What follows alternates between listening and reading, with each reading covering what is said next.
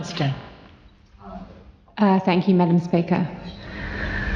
I want to start by saying that I absolutely support worker safety.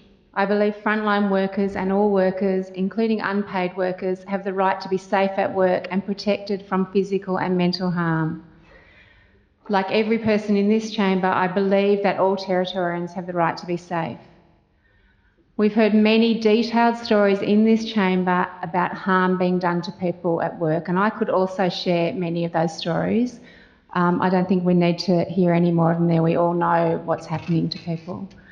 But in preparation for considering this bill, I've talked with the people that this bill is aiming to protect, to frontline workers, to people in my electorate, and to workers' representatives.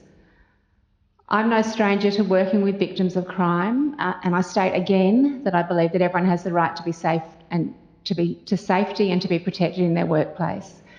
Also, as part of my preparation for this bill, I've consulted with people in the legal profession who will be implementing this law. Every single person I've talked to, just like all of us, is concerned about worker safety.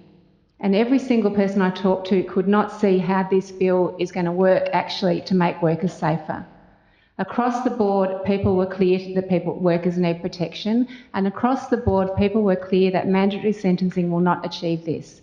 Once again, we are seeing a law where there is no evidence that the stated intention of the law to keep people safe will be met.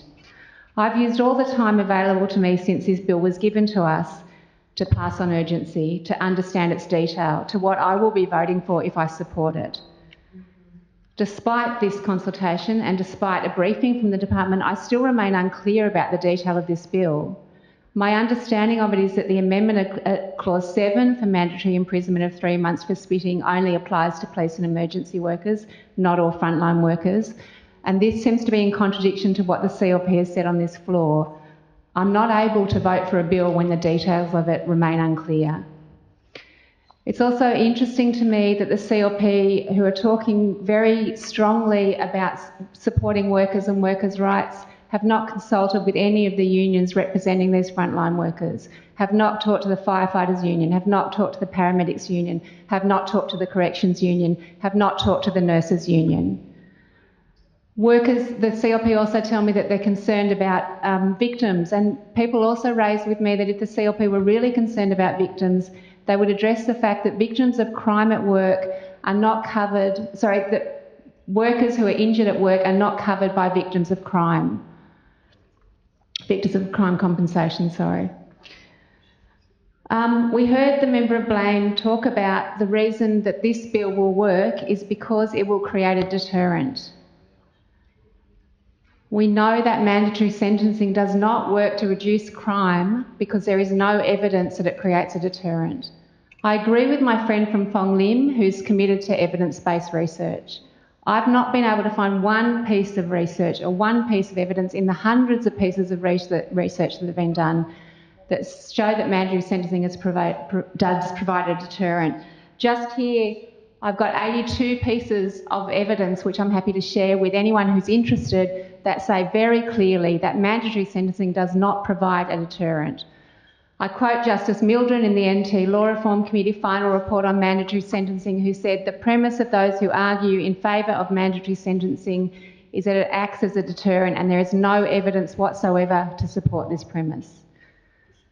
The whole underlying paradigm of sentencing law is that a sentence involves the exercise of discretion by a judicial officer.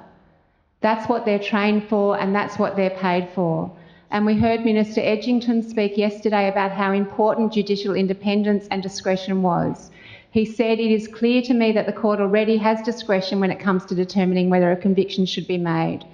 When it comes to sentencing, the court should have that discretion to determine what to do with an offender who is brought before the court, whether it's the first time, the fifth time, or included with a number of offences." The Sentencing Act gives a very clear direction to judicial officers in how to do their job in Section 5. A sentence must be just in all the circumstance.